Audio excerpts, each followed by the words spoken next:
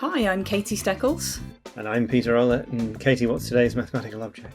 Today's object is a balancing bird, which is really interesting. And it's a thing that you can basically make at home. And I've brought along a guest to talk about this. Hello, Alom. Morning. So this is from your book, right? Yeah, I can't take credit for inventing it, but it's one of the marvellous machines that I've included in my book, which are a bunch of toys, essentially, that children can make for themselves at home using, essentially, sellotape and paper, but which all illustrate some kind of interesting natural phenomenon or physics principle. And this one is actually something I've used in the classroom for years. A balancing bird is something you can buy in the shops, usually made of plastic, and they have two big lumps of metal in them, which is kind of critical to how they work. And when I use them with students in the classroom, students usually just absolutely fall in love with them because, as you can see, your viewers can't, but they should go and find one. You can see that they're actually quite magical in appearance. The balancing bird is literally seems to be levitating and doing something which is quite useful in teaching. It's doing something that it appears it shouldn't do. It's counterintuitive. So for the benefit of anyone who can't see one, it's kind of a bird shape, but the wings are sort of sticking out much further forward than the nose of the bird. I guess it's kind of in flight. That's you being quite scientific. See, I think you really have to pay attention to notice that, because initially I think people don't notice it. It just looks like a bird balancing in a impossible manner, and you've kind of given the secret away, if you like, which is the positioning of the wings is what allows it to do this seemingly impossible thing. Yeah, but it's kind of a flat. It looks like almost a flat piece of card. But I guess have you put some weights at the front of it as well? I have, yeah. You've worked out how it works, haven't you? Should we describe the balancing? Yeah. So it's balancing on your finger, but its beak is balancing on the finger, and it just looks like it should fall. It looks like if you take a big bit of card made into a bird shape and balance it on the end of your finger by its beak, obviously, because the weight's all off your finger, it'll just fall onto the floor. That's what should be happening, right? But that's not what's happening, and that's the sort of magic. Yeah. That's right, yeah. And I know you're both quite good at maths and stuff, so I'm guessing I don't need to explain to you how it works. But one of the fun things to do with this, if you like, is for children to get a sense of how it might work. Now, obviously, they're not going to work out kind of rules about moments and centre of gravity for themselves, but I think playing with a kind of counterintuitive toy like this gives you a sense of how the world works. I'm not expecting, as I said, any child to think, oh, the centre of mass of this object is below the pivot point, and therefore, when it starts to fall over, it always self-corrects itself. But what I think a toy like this can do is introduce an idea or something that maybe a parent could talk about with them and so forth. But actually, bottom line, all the activities in the book are just fun. Yeah, I mean, it's kind of, I love the fact that it's something you can literally just make, because as you say, you can buy these, and you see they come with like a little pyramid that you can stand it on and that kind of thing.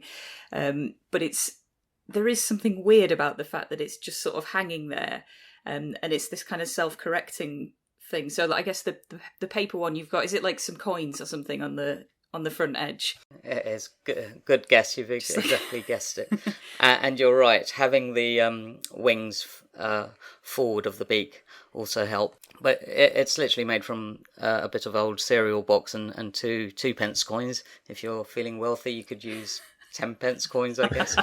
But the one of the kind of ideas behind the book was that you could use materials that you would have lying around. And Peter, I think you're a parent, you must know what it's like you just want to kind of engage your child for a few minutes. And, if you've got enough few minutes, you can fill the day up. And pretty much everything in the book is, as I said, made from paper or other scrap materials that you should have lying around. Yeah. And, one of the things I think about trying to help educate your children is simply to be talking to them whenever you're doing something. And I think something like this encourages questioning and conversation. So, I don't want to make too many claims for the book, but there is some thinking behind it in terms of how one might use these kind of activities to be more than just fun. Could you talk a little bit about the counterintuitive nature of the thing, right? So there are points in education where you want children to sort of experience stuff that is in line with the expectations you would have, and you've got a physical model of the world and you want to be able to reinforce that. But then there are also times where it's quite nice to mess with that and to give them something that seems strange and magical. And could you talk about that tension? Because presumably if everything they saw was counterintuitive, they would just think, well, physics is just a bunch of nonsense and it keeps not making sense. Do you know what I mean? Yes, you're absolutely right. And centre of mass, which is one of the things this particular toy illustrates, it lends itself to both those things, whereby most of us can arrive at an intuitive understanding of centre of mass by, balancing a pencil on our finger or balancing a plate or any other object. And you might kind of work out that for an object like a plate, a symmetrical object, the centre of the mass is in the middle, or what you would define as the middle. And then you'd probably work out for yourself that the centre of mass of a hammer or an object like that would be closer to the heavier end, right? So that's not counterintuitive, that's quite intuitive. And where I think we can go with that is introduce the idea of centre of mass, which is a kind of average location of the mass, if you like. I'm sure there's a maths term for that you can talk about. But if you then extend the idea of centre of mass to the fact that if you have a hula hoop, or a roll of sellotape or a donut, the centre of mass of that is not in the object, and that's interesting. And then the same for the balancing bird, its centre of mass is below where it pivots. And so I think it's always important to start with intuitive ideas and ways of exploring the world that children are familiar with. But one of the really exciting things about physics for me is that often the world doesn't behave in common sense ways, and the best example of that is really Newton's first law, which everyone is supposed to learn at school. An object will stay at rest or carry on moving in a straight line at a steady speed unless there's a resultant force acting on it, and everyone learns this, right? You've certainly learnt it. And I just say everyone learns it, but nobody believes it. So, and there's something I've done in lots of talks and lectures I've given, often to fellow science communicators or undergraduates or physics A-level students, people who really should know Newton's first law and people who have definitely been taught it, right? So I draw a picture of a circle on the board and I say, this is a ball in flight. And I just want you to label the forces acting on it. Or I have a multiple choice slide and I ask people to say which diagram shows them the forces acting on it. And almost universally, including amongst people with physics A-levels, with physics degrees, they all put an arrow showing the forward force. But of course there isn't a forward force. When a ball is thrown through the air, once you've let go of it, there is no forward force acting on it. It's carrying on moving forward because of Newton's first law, and that to me is the kind of prime example of how nature doesn't necessarily behave as we would believe it to. And I think as I said, for me, counterintuitive stuff, yes, you're absolutely right, physics teaching shouldn't all be about counterintuitive stuff, but it does show that what a powerful method physics is for making sense of the world, because it does strip away our prejudices, I guess. God, I don't know, I'm making all sorts of claims there, but, Yeah, I mean, I guess it's one of these things that in maths you're always looking for counterexamples in order to understand things properly, I guess. And I guess because of the way that, like, in order to fully understand physics, there are all these things going on, and a lot of the time you hear about these sort of interesting thought experiments, and you've got a helium balloon in the back of a car or whatever, and you ask these questions and you talk about these examples in order to understand why things work the way they do. Because if you've just got like a ball moving through the air, you can't see what's happening to it. Whereas if you think about what happens under these slightly weird circumstances where things, you're like, actually, how would that behave? Then that kind of tells you something about it. And yeah, maybe that's part of it, that this balancing bird is sort of an example of kind of the way that physics can behave in unexpected ways, but actually what it's doing is exactly what you would expect it to do, and that tells you something about physics. The other lovely thing about the balancing bird is you can use it to teach any age group, from your very youngest children who are just starting to understand about balance, right up to A level, where you're getting them to consider the maths of moments and so forth, and the wonder it elicits if children haven't seen it before is really the same for any age group. And what I find really interesting is on one level, we can talk about our intuitive understanding of balance, but then at A level you really are looking at how maths describes this behavior, and if you do the maths, it works out. Do you know what I mean? The maths says this thing shouldn't topple over, because you can actually show mathematically that once the bird starts tilting in one direction, that the resultant moment will be in the opposite direction, and this is why it doesn't fall over. It's And in terms of understanding, this is totally, my mathematics brain wants to be poking at the edges of things to find out. This is where counterintuitive things come in, I think, is that you want to sort of push it as far as you can and then see where it breaks. So like, I want to know how far forward do the wings have to be, or how far is too far forward, or how heavy are these coins, and what happens if you put heavier coins there, or whatever. Yeah. There are all sorts of questions, aren't there, that you could explore this. You could do that mathematically, or you could do that practically. Yeah. And this is the kind of thing that I'm really interested in. I mean, speaking in my vast experience as a former child, I strongly remember having like a massive box where we collected like toilet roll tubes and bits of cereal packets and, things to make stuff with. It was the making things box, and would regularly have sessions where we'd cut up bits of card and make them into stuff. And I'm kind of sad that I didn't have this book to go through all these nice examples of things that are actually cool that you can make. I was just like, look, it's a thing. Just making random stuff. But kind of, I feel like that process of sort of just kind of building something and seeing what happens and investigating and experimenting is a really crucial fundamental activity. And I guess these kinds of activities will also develop those kind of physical handling a pair of scissors skills that come in handy later anyway, but also kind of following instructions and all of those are the skills that kind of end up being part of doing maths often. I guess maths is about understanding the rules and following them and then messing around with them. But yeah, you could have a really nice session where you kind of look at the centre of mass of different objects. You could play with the bird and try making different shapes of bird and all of this kind of thing. It's a really cool kind of, it extends in lots of different directions, I guess. It's really wonderful to hear you say all of that, because I'm going to take a transcript and write the proposal for my book, reverse engineer it from what you've just said, because honestly, you've done such a fantastic job of summarising exactly why I wrote this book and what I think is special about it. And, I'm a dad myself, and I'm constantly looking for ways to kind of engage my daughters with the world. And yes, I'm probably at a slight... Well, I think it's an advantage. My daughters will ultimately probably find it annoying, but I am a teacher. And I just wanted to put together a book of activities which any parent could use. And I'm very lucky, because a lot of these things are things that I learned when I was a child. There's things that I knew how to make, and so I'm quite good at taking, as you've just described, our box of junk and making something interesting out of it. But I know not everybody knows these things, and the kind of person I'm aiming the book at is probably not people like us, in the sense that a lot of science communicators and STEM people will probably be familiar with quite a lot of these things, and a lot of people I know would identify as makers or whatever.